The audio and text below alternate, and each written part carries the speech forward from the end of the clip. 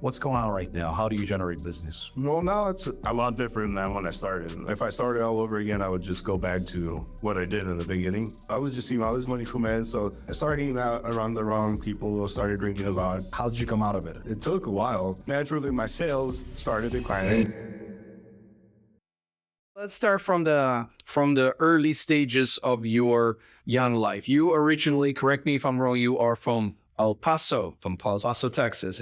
How was El Paso growing up there? No. Well, I was born in California. Yeah, in Riverside, California. Moved to El Paso, Texas. I started 6th, 7th grade in El Paso. So I just say I'm from El Paso, but well, good. A lot of dirt, dry heat. A lot of dirt. It's not like Phoenix where you have palm trees and trees and everything. It's just a bunch of dirt. Yeah.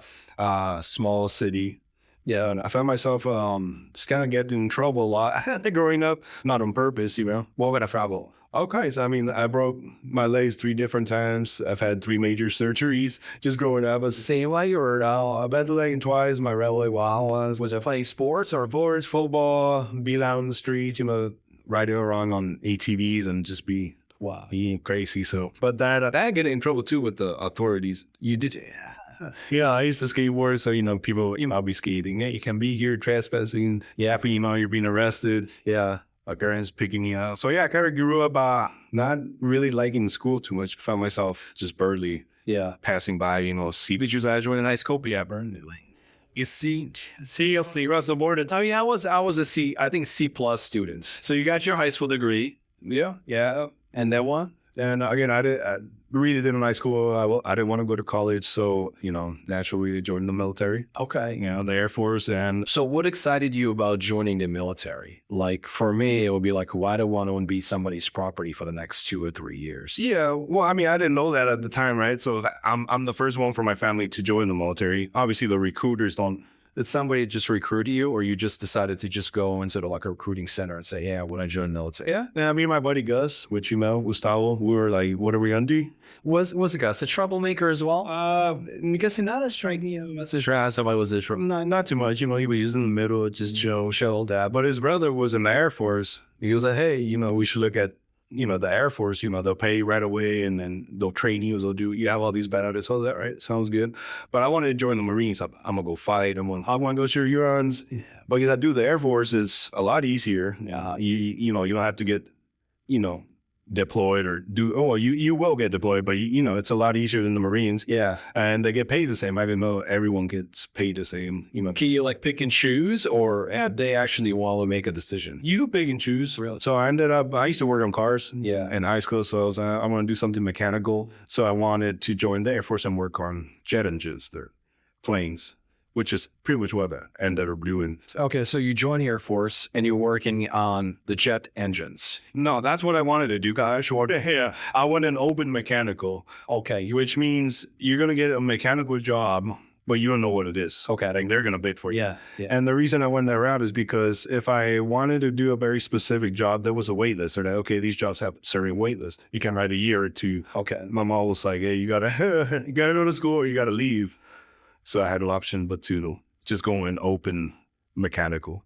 Got it. Okay. And what were you working on? What type of jets? The F-35. So once I went through basic training, graduated that that's when they let me know, hey, you're going to be assigned to this career field, which was LOASM, Low Observable Aircraft Structural Maintenance.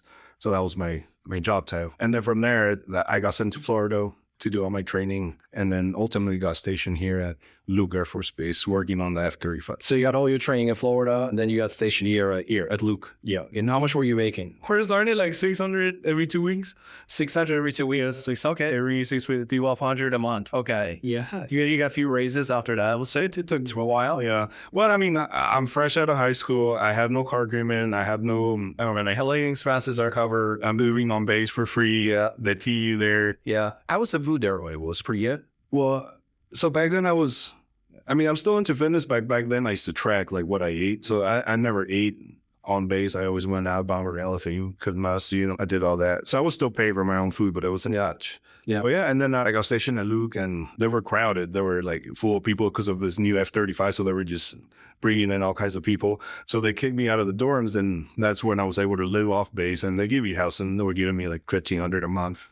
housing and food and all that. And so, you know, How is it working for, Luke? I mean, especially during the summer months. Like you're fixing jets, right? no, man, I didn't like it. I liked the mechanical part, like working on jets, but I didn't like the military structure, being told what to do, being told what to do. Hey, if you're not early or late, or if you can't go out, say you can't. If I want to go to El Paso, I gotta request permission to go anywhere. Yeah. So I didn't like the structure. The drug test. You've been working 12 hours and you're going home. They call you on the way. Hey, you gotta come back. You have a drug test. I was like, oh, damn. Oh, wow. So just I just didn't like being told to do. But working on the jets, I mean, it was fun. I learned how to do carbon fiber, carbon graphite, pretty much all the structures for the jets, spray painting, all the sheet metal, riveting, bending metal, cutting metal. So it's good stuff to know. Now, if I wanted to right now, I could go work for Lockheed Martin on their aircrafts, but These are what? Like $30 million jets, $40 million jets? Or, I mean, or not, it was there really, especially high-tech things. The newest, fighter jet. So it was a good experience for sure. have you ever flown one? Like, have you ever bell into one? No. I mean, I've been in the car big zones that you got to work in there, fix some stuff, sure. Yeah. But that's as far as I got. But not in the area. No, I wish. I've been in the engines. Engine mains, sometimes you got to repair the paint inside the inlets, and you got to crawl in there and spend 4 hours, painting and sanding and How do you do it? It's like 115 degrees outside. well, they make you have your uniform, right? You've seen the uniform. On top of that, you got to throw on the bunny suit, which is like a really soft but thick suit that doesn't scratch the surface of there. And then you got to crawl into it after the plane landed. It's 120 degrees outside. Wow. It's been running and it's bad. And a lot of times you have a respirator, like a full face, and you're just sweating. You're just pouring on. Yes. Was about you got the experience still, right? Which is very valuable. You got paid. You got paid something, right? I mean, you get paid about $2,000 a month. So towards the end, I don't even know how much I was making. It was having free right now at 3,000, 3,200 towards the end after 6 years, which is not supposed to. you said 6 years. Yeah, I didn't know it was 6 years. Oh wow. Yeah. Okay. So then, what made you to get your real estate license? I wasn't making enough money. Different industries, there are different fields. There, side hustles out there. Why real estate? It happened by accident. I mean, I was married. Yeah, when I was in the military, got divorced quickly within a year. So you got married and got divorced? No, within a year. Within a year? Yeah. Was she here? She was living here. She was also in military? No, she was from my hometown. Right? No. Okay, all right. So you don't mind me asking you, why did you get divorced? I was just young. We were just young. We wanted different things, and it's just different living with someone that, once you're an adult person. How old were you at that time? I was 19. So you were what? You were 8, And she was also like 18, 19? Yeah. Okay. Yeah. Wow. So anyway, it didn't work out, nothing crazy. But after that, I was living in I had a 4-bedroom house. That the military paid for. Yeah, the military was paying for. Yeah. I was renting. Yeah. I had 2 or 3 cars. I had 2 dogs. Why would you need 2 or 3 cars? I was into cars. I used to work on cars. So every time I thought I saw a good deal, I would buy a car. Anyways, I had 2 or 3 cars. 2 or 3 cars. $2. 4-bedroom house. 4-bedroom house. I was at a point where I was just like paycheck to paycheck or spending more than I was making a month. Sure. Right. Most of the young people. Yeah. And not only young people. Most of the people do. Sure. Oh, yeah. Yeah. Okay. So that kind of pushed me to, find out. I knew I was going to get out of the military. I knew I was going to do my 6 years and then get out. Stable career called real estate sales. Yeah, right. It's more stable With a success rate of less than 10% in the first 2 years, 3 years. Yeah. So I started looking at how did I stumble upon real estate? So I was renting that house and my lease was coming up. So I was like, instead of renting, I'm going to buy it. So I go on YouTube, I was like, how to buy a house. I had no clue about renting. And one of the first videos was Grand Verdun. Yeah. And it says, do not buy a house. I was like, what the hell? So I click on that video.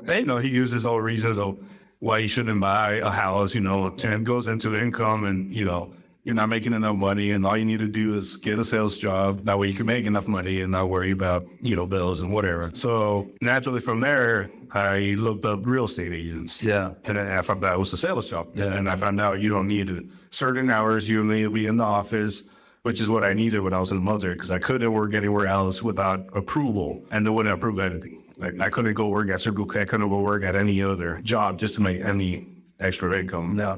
So the workaround was just a sales job. I was like, I just have my license and I don't need permission to do it as long as it's after hours. Yeah, so you got your real estate license. You join a company, a brokerage. We're not gonna name that brokerage, right? And then I think after what? How many months did we like? But we didn't meet Nails, and it was probably like a year and a half. A year and a half. I got my license when I was in 2016. Oh, so it's more like 2 years. Yeah. Because you joined my team at that time. I still had a team back in 2019 on March 1st, 2019. So you actually licensed 2016. And in the very end, 2016, I finished all my course at 27. So you were licensed for almost 2 years. How many homes did you sell? 2017, which was my first year full time, I sold one house. One house to one of my flowers. Brokerage matters. Environment matters. Yeah, okay. And then 2018? I think it was about four. But again, I was still in the military, which I was trying to do sales. And that was just hard getting any traction doing it after 3 p.m. or, you know. Yeah. And I think for real, us met for the first time, and I think it was Starbucks, right? Yeah, Starbucks, and I think it was the 83rd Avenue of the road, right? You were doing most of the talking. Gus was doing all the head nodding. Listening, right? And I think we hit it off, right? Mm-hmm. We hit it off. We had a really good connection. I think at that time, you guys were like in your early 20s. I think you're 23, 24 years old, I think, right? No, probably. Oh, yeah, 22. 3, 4 years here. So what was the ultimate deciding factor on your end, guys, to partner with me? Just curious. Well, those 3 years I was still part-time in the military. I was reading, about real estate sales, and it all led to, cold calling, getting listings. So I kind of wanted to do that. I was cold calling on my own. I didn't really have any good scripts or any training. And then the brokers I was with their mentor, the guy that had recruited us there, he didn't really believe in cold calling, or he was telling, just go out there, take donuts here, take donuts there. And I tried it, but it wasn't working, And when I met you, and when I looked into what you have done, then it was pretty much the same thing, just going in an office and cold calling, for sale hours, expired, canceled. Yeah. So we connected on that. And then the other factor was I couldn't afford a dial there. I couldn't afford to pay for the leads. Yeah. And I needed the mentorship, the coaching, the training on how to go on a listing, how to set the listing appointment, how to do a listing presentation. Yeah. And again, for those first 2 years, I had no clue how to do anything. So you spent 2 years with a brokerage, and you have no idea how to really make calls, what to say, how to say it, seller listing presentations. That's and then I had nothing. All the training we got was once a week, like brokerage training on the laws and the forums. And I was like, I need a listing presentation. Yeah. How do I make that? What do I include? It's interesting though, right? Like, and again, what you're saying about your mentor, right? And there's nothing wrong going out there and meeting with people, developing relationships with those people, handing in donuts. I think there are like 101 different ways of generating leads and generating business, right? But I believe that what worked then when I started, what still works now, in 2025 is cold calling works. Like if you literally for the next 5 years commit your time on cold calling, you're going to make millions of dollars. Like most of the lead sources will work if you commit working that lead source, period, right? So in your situation, I remember when you came in, I think you were full, you're all in. I'm going to be coachable right now. I've committed. I'm going to make calls. Kind of walk us through that stage, right? When you started coming into the office, now you don't come to the office. Now you don't make those calls, correct me if I'm wrong. Yeah. But I think the first 2 or 3 years with us, right? I mean, you were like, dude, you're a machine. You come to the office, you make calls, you booked an appointment, you would go and get the listing, right? Yeah. I mean, again, I was in that mindset. I was just reading book after book about cold calling listings. So once we joined your team, you provided us with the tools, especially that Mojo dollar, we had Mojo dollar. So a lot of, but it was hard. I mean, even when we started, I remember having I think it was Tuesday meetings. Every other day we had our team meetings, and I would be calling 1,000, 2,000 or dials, and I wasn't saying any appointments. And then it did take probably good six months of just practicing it, talking to people before I was able to set appointments. But yeah, again, I was still fresh out of the military. I was used to waking up at, 2, 3 in the morning. So I just kept kind of that same schedule, and I was in the office every day by 8, set my appointments, and go on those appointments. Yeah. I still have that that structure, right? From the military, which I think helped a lot. Yeah. You mentioned something very important. It took you about 6 months to finally get some business. No. Right. It took me 6 months also to get my first listing. Right. That was like $100,000 listing, right off 83rd Avenue, Calabac. Right. So, but I just remember myself, like there were days when I was like, questioning the whole thing. There were days when I was just really getting discouraged. It's like, you know what, F this cold calling thing doesn't work. The expires don't work. The cancels don't work, right? How were you able to overcome those mental obstacles, right? That happen to all of us, right? Because again, we show up every day, we're doing the work every day, making calls every day. We're getting rejected left and right every day. How do you continue to overcome and push through? Because 6 months is a long time. Like most of the agents, when they try a lead source, if they don't see any results after about a month or so, they're like, man, this lead source sucks. I'm going to jump on something else. Like in your case, and in my case, it took us 6 months to get going. So how are you able to overcome all these doubts and in some cases, these challenges, right? Like, man, I'm not getting any type of results. I'm not getting any type of business. Hey, real quick, if you're a real estate agent, team leader, or a brokerage owner, and you're curious what it would look like to partner with me at EXP, listen closely. Look, when I say partner, I don't mean join my team, no team transfer, no control, no weird stuff. I mean this. You keep building your brand, your business, your team, and you get me as your behind-the-scenes support system. Hands-on coaching, training, mentorship, strategy. So you actually hit the goals you've been chasing. And you also get my business partners, like Joshua Smith, one of the best in the world at deploying systems and who coached over 4,000 agents and done over 4,000 transactions with his team. Kevin Kaufman and Fred Weaver, who I known for over 15 years, run a real estate team and partner with over 2,600 agents at EXP. So it's basically 4 high-level coaches under one roof, and you get full access at no additional cost when we partner at EXP. So if you want to explore what the partnership could look like, there's a link below in the show notes. Book 100% confidential, zero pressure Zoom call with me. And I mean zero pressure. I'm not going to recruit you. I'm not going to push you. That's not my style at all. This is just a straightforward conversation. Where are you at right now? Where you want to go? What systems, tools, and support you and mentorship we have? And whether this makes sense for you.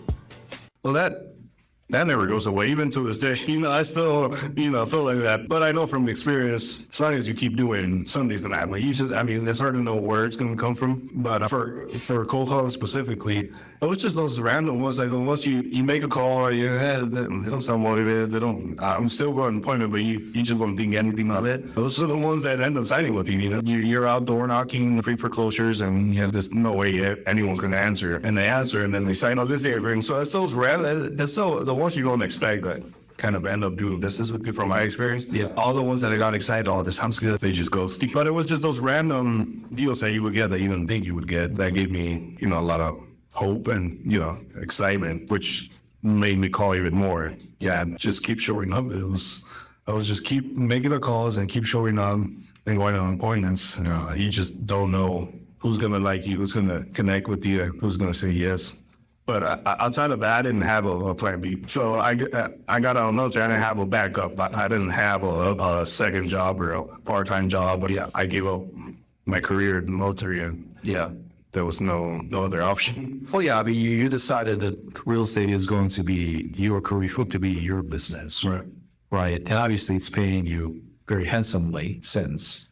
So fast forward, what you're doing right now, how you're generating business right now, what's working for you right now? Are you still doing what you used to do back in the day, calling expires for sell by owners?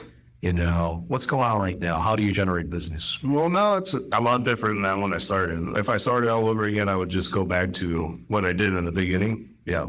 But over the years, I started dabbling with Google ads and Facebook ads and the Spanish market, because I speak Spanish. So the Spanish market is where I started running Facebook, Spanish-speaking ads on Facebook, and those started hitting really well. They were a lot cheaper than English ads or leads, and I just kind of find my niche in the Spanish-speaking market. So now in these last few years has been, I would say 90% of my business is Spanish speaking. I don't really target English speakers at all. And then if I do, it's just for me, it doesn't really work out as good as the Spanish speaker. So what is the advantage working with a Spanish-speaking buyer or a seller versus, let's say, English-speaking, right? And obviously, the obvious one is the language. But what else? Why do you prefer to work with Spanish-speaking clients versus, let's say, English-speaking or like American? Well, I mean, the culture is a lot different. I mean, we speak the same language, and then the trust is there almost automatically. A lot of my Spanish-speaking clients, they just trust me like right off the bat. Like, when the lead signs up for on my Facebook, even the small things like that, they 90% of the time to put in the real phone number, a real email. You're getting good phone numbers, right? They're not putting fake numbers or fake emails. Yeah. So chances are, if I call them, they're picking up, and they pick up the phone too. They answer. Anyone who calls them, they're answering the phone. And if you speak Spanish, they trust you right off the bat. And so I just think there's just this trust with the Spanish community. They trust me, and they let me handle whatever I need to handle for them. They tell me, hey, this is what I want, this is what I'm money for it. They usually keep the work, you know. My credit is good, my credit's not good. They don't lie about, the small things. It's easier to convert them on the Spanish side. I notice on the English side, they're just used to being bombarded by ads and scams and all that, so they're easy to dismiss any text or they put in fake numbers and stuff like that. So the conversion rate is a lot higher. So what would you say is your conversion rate? I would say every 100 leads that you generate, you buy, what would it look like in terms of the conversion closings? I've never actually done the number, but I know it's higher, but it's still not as high as you would think. I mean, I still probably got to go over 100 leads to get a 1 or 2 close 1%. Yeah, it still takes a lot of volume. Yeah. But at least the people you're talking to are talking back or telling you now they were just looking there. Yeah. So and so, but So these guys are Spanish ends, mate. What's the offer? I've had the same ad for the last 4 years, which is why it's just a picture of a listing or a house, and every now and then I update it. And I know a lot of the Spanish community, they like having big lots, no HOA. So I just target, Lots, no HOA. big lots, no HOA, in Spanish, obviously, Yeah. And usually a lower sales price. They're looking for something very affordable. Like in fives? No, it's like 350, yeah, the cheaper the better, and the cheaper the better, and they'll just click on it and, hey, yeah, I'm interested in looking for this and that area, but pretty straightforward. Hey, for sale, 350, no HOA, RBK, something like that. Okay. And that seems to be working. I've tried the higher price range, but I had no luck with. Like we have 400,000. And you're running ads valley-wide. Yeah. If you don't mind me asking, how much are you paying per lead? It's gone up a lot. And when I first started, it was like $1 or less than $1 per lead. Now it's probably averaging between $2 and $3 a lead. $3, Which is still not serious, gone up a lot. I mean, yeah, increased by 100% or 200%. But $2 to $3 a lead, dude, I would generate like 1,000 leads a month. If I'm not spending on how many leads are you generating a month? I need to check. Maybe between 80 to 100. Well, how much are you spending a month?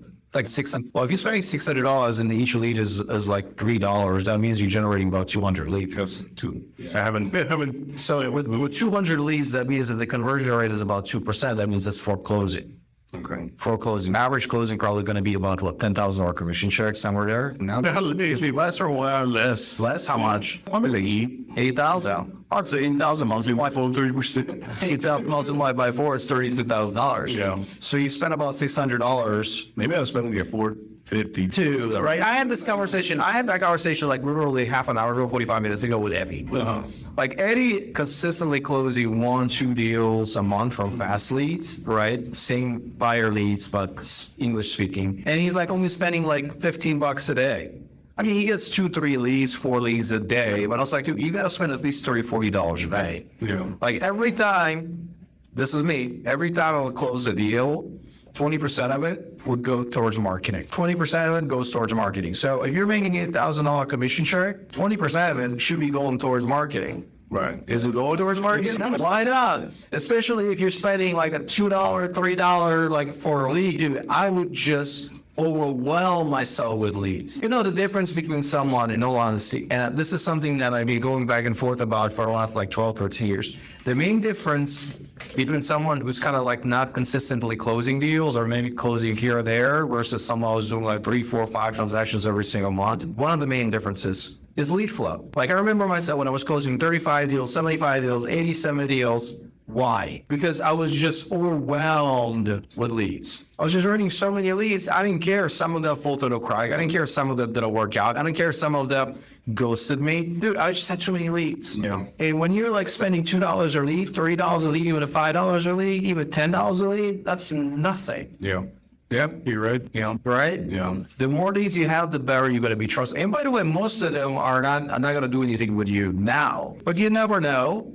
Like right now, especially with the AI, like I have one agent, she has leads from 2019, right? She had like over 3,000 leads, 2019, 2021, 22, 23. And we ran a campaign on all of our leads from 2022. Like there were like 600 leads. And the text went out to all those 600 leads asking them, how are you still in the market to buy a house in this city? Phoenix, Glendale, Avondale, whatever. I should have said no, but the ones that said yes, you have the AI now. Do you have an AI? No. You have the AI, Spanish-speaking AI, that starts communicating with all of these leads, right, and getting them on her calendar. So within 2 days, 14 of them booked through the AI on her calendar. Half of them showed up. 5 of them on a credit repair, 2 of them she closed. And these are dormant leads from like 2022. All right. Yeah, if I look at my CRM, there's at least 4,000 or 5,000 Spanish leads just sitting. Because I've been doing it for so long, and they're all still like, they're all still. Dude, that's like at least $150,000 in income right there in the next 3 or 4 months. So AI is a huge component to this whole thing right now, because before, like, you send a mass text and then you have some automation, but that's pretty much it. Right? You have to be constantly involved. Oh, man. Now with AI, it's almost kind of like a human touch. Like AI is communicating like a human being. Now, is it like 100% right now? No. I mean, is it perfect? No. You still got to monitor the conversations, but it's much, much, much better than it was like 6 months ago or 12 months ago, where the automated text would just go there and you're like, oh, no, that's not exactly what I wanted to say, right? So look into it. I didn't know you guys had a Spanish-speaking AI. Yeah, we do. Last time we inquired, you did. Now we do. We had it for the last 4 or 5 months. 6 months ago. But hey, boy, you guys first large. I was like, I need Spanish. Man, Speaking we got Spanish-speaking offers. Like, dude. Oh, another one that really would work for you, aside from the big lots and OHO, is the new home builds. that I'm tricked. Oh, man. That's money right there. Like, right now, my agents are crushing with the new home builds. What are they saying? 3.99% interest rate, Chet. Like just picking a random new build? Yeah, I mean, there are a bunch of home builders out there that offer 3.99, 2.75. D.R. Horton in Texas is offering right now until the end of the year 0.99 for the first year. First year, 0.99. Yeah, geez. Yeah. I did just close a new build. They got a 3.2, I believe. That was a VA. Exactly. Okay. Exactly. Right. So don't overthink this thing, man. I mean, seriously, you got to be generating 500 or so leads every month. Yeah. I'm gonna increase that budget. I just haven't. I'm so scared to sometimes Facebook leads. Like if it's working, I'm scared to even hit the edit, because sometimes when you mess with these, No. But they'll double or triple the budget. Just increase it by 10, 15, 20% a week. That's it. yeah, I've been scared to just add. I get it. All I'm trying to say is the fact that, and then if you can't handle all those leads, right? We're working right now with the ISA team in Nicaragua, right? So they speak Spanish, obviously, that's their native language, but they also speak English. And so we can connect you with them as well. So you're going to start calling your leads. Yeah, that's not a lot. Yeah, Ron. Yeah. Are they trained? You guys are training them, or they're already training them? Well, I mean, we are training them for our stuff, right? But it's a little bit different. So we're calling brokers, we're calling agents, but you can probably train them to call buyers. Obviously, like you'll be crushing it since you join us, right? The first 2 years didn't really count. The first 2 years didn't count without brokers. We're not going to mention our broker's name, but obviously, like knowing you,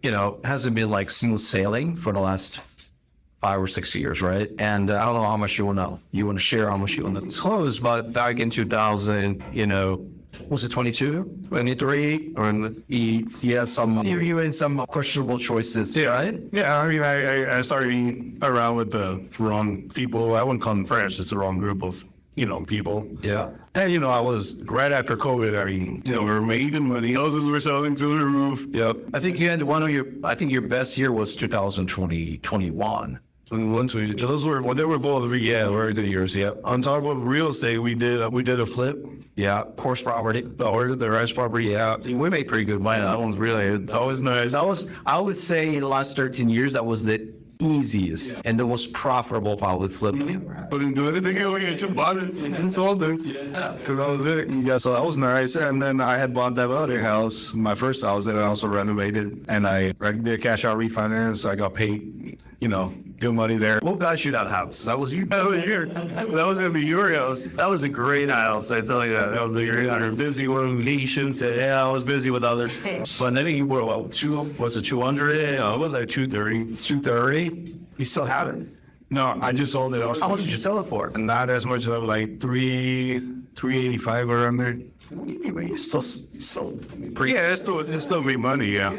Well, if I would have sold it last year, if I had a time in the market, that would have been 400 or 420 for something. Price of going down. Yeah. And people are asking for closing costs now. Uh-huh. So you were making pretty good money. 2001, 2021, 2022. Gathered a wrong crowd, started partying a lot, going out a lot. How often? Well, it started once a week, twice a week. Next thing you know, it's pretty much every day, every other day. And I still had, at this point, I started Airbnb. I had amigos, we indoor. I don't think we were partnered yet. Not yet, right? Yeah. But regardless, we had 10, 12 properties on Airbnb, so they were making money. Yeah. I mean, you guys were doing like an arbitrage, right? At that time? Arbitrage. Yeah. I mean, Airbnb was popping. Yeah.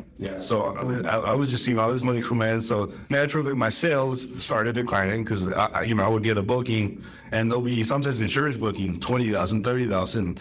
I was just sitting like, I was like, all right, well, I'm gonna just do Airbnb, like full time, 100%. But anyways, I started hanging out around the wrong people. I started drinking a lot, and it got to the point where, I wasn't doing it, and I was just drinking. I had an alcohol problem, and I was. How much were you drinking? Like at the peak of this whole situation? I'm talking about like bottles of weed. Like it wasn't like 10, 20 drinks. It was like full tequila bottles. Like I'll just walk around sipping like straight tequila from the bottle. Wasn't how bad? Yeah, it was bad. Yeah, it was pretty bad. And how did you come out of it? It took a while. Towards 23, I was really trying to stop, and then 24, it got better. And then this year, I've been way better. I don't feel like I have a problem anymore, but mainly because I was in a position where my sales dropped, and 23 was like the lowest for anything. Airbnb took a shit.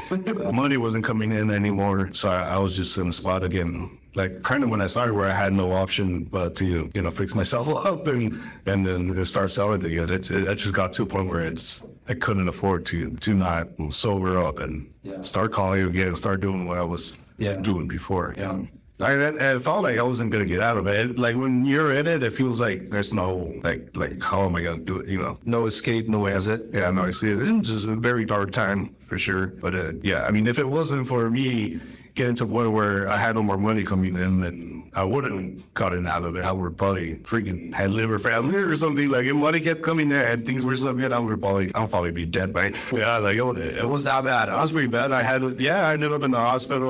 You ended up in a hospital? Yeah, I started having like heart issues, chest pains, and then I was freaking out. I went to the hospital. I'm like, dude, you need to stop drinking. I was drinking. I was, nicotine, vaping, taking pre-workout, energy drinks just to feel better, trying to go to the gym. So luckily, there's nothing bad with my heart. I did a whole scan. I had a heart monitor for a week to check everything. Everything was good, but that was a good wake up call. So I had to, relax and stop doing everything I was doing.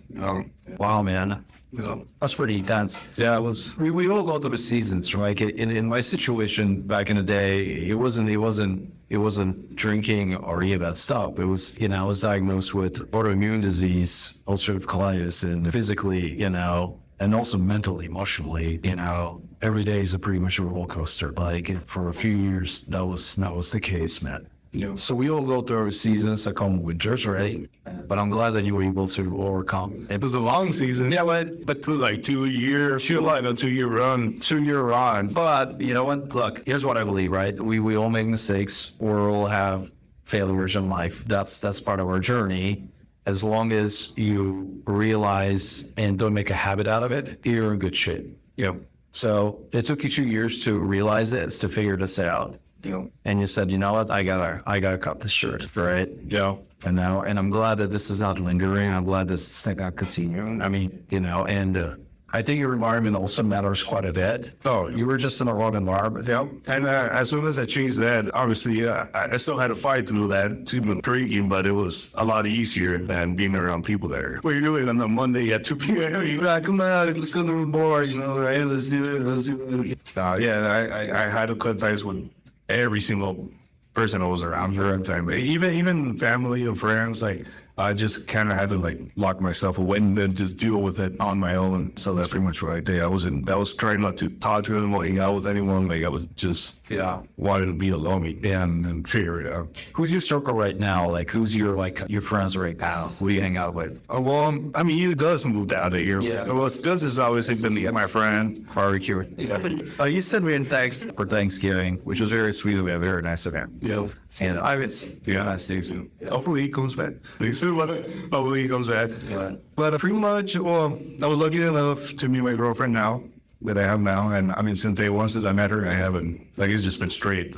She does keep me in line. How are you guys been together now? A year now. A year now. So when I met her, I was already getting over pretty much everything. And then once I met her, I told her what I was doing with, and she make sure I didn't, go out of the way to, when we go out to dinner, have a couple of drinks, I started to pull her out. Give him a little bit. She said, no, you're not. I think it's just no, let's go home. So she's helped me a lot. So I swear that I've just been with my girl, and you met Nora. Yeah. But even then, I haven't really done anything. I've just been staying home. I'm go out to dinner here and there, go to a movie here and there. I'm not doing that. Just focusing on your relationship and then business. Relationship, business, going to church. I started going to church every Sunday. Oh, really? Yep. She's a Christian. I was raised Catholic.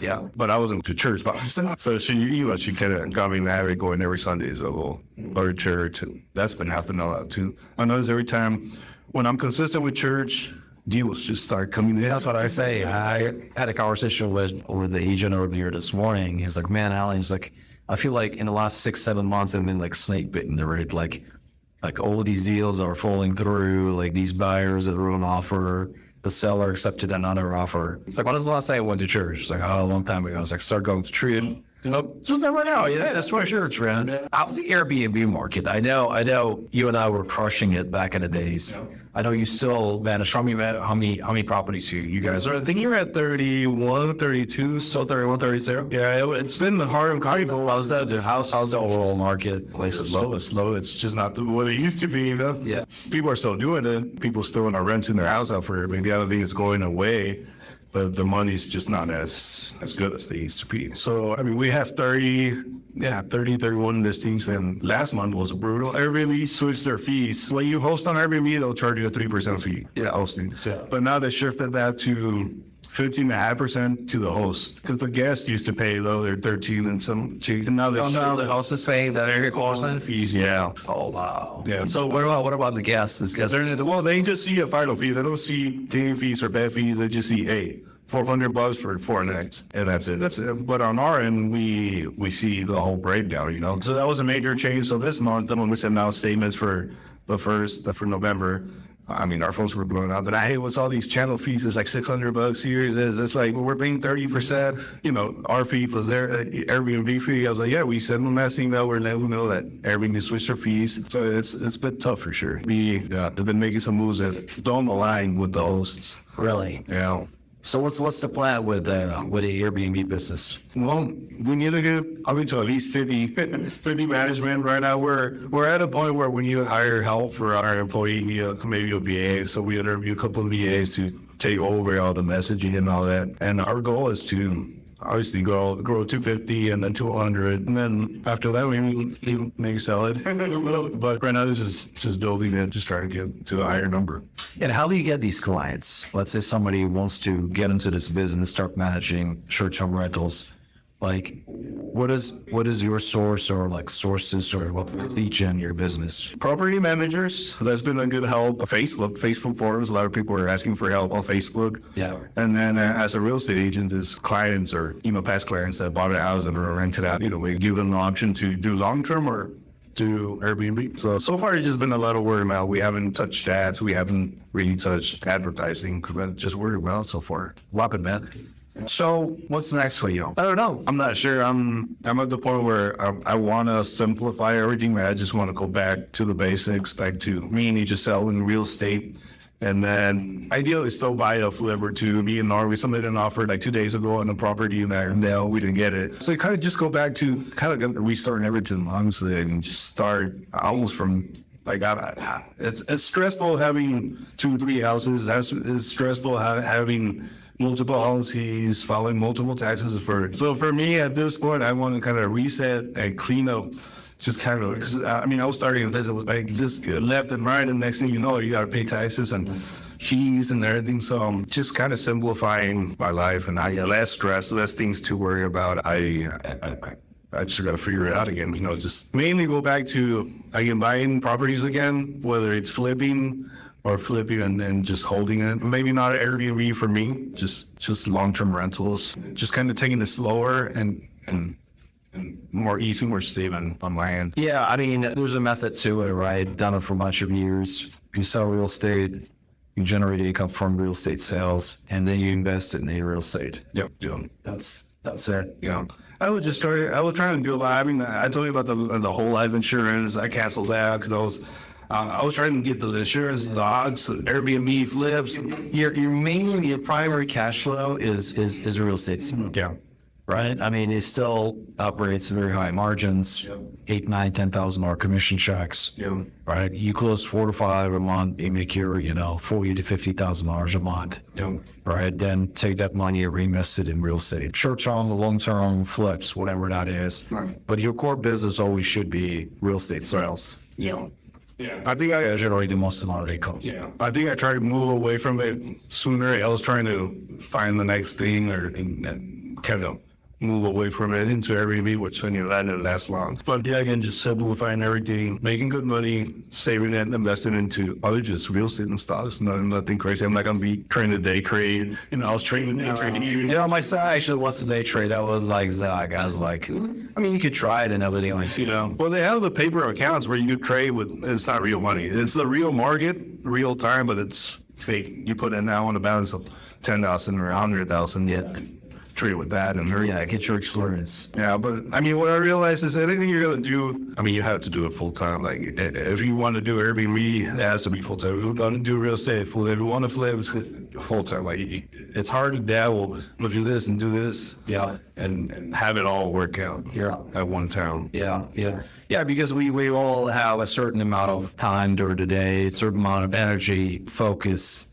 Right. And when we have multiple things going at the same time and none of them are fully established, let's say you would have a real estate team, right, where you have pages going out there and showing homes, right, where you have an admin. Yeah. Then you can start, for example, doing some other things on the side, right? As long as that's running and you don't have to be in it constantly, like close deals, right? But I think where you're at right now, dude, if I were you, I would just increase my lead flow. Generate more leads, leverage AI, have an ISA working those leads in addition to what you're doing. Consistent close to 4 to 5 deals.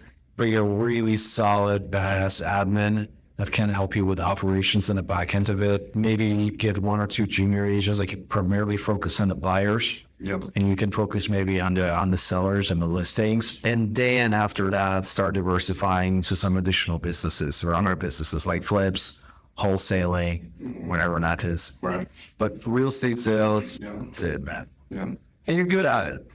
When you're focused, when you're intentional with it, close 3, 4, 5 transactions. So good shot. Yeah. So that's it. Just trying to have less stress, worry about less, and make a good living. Practice.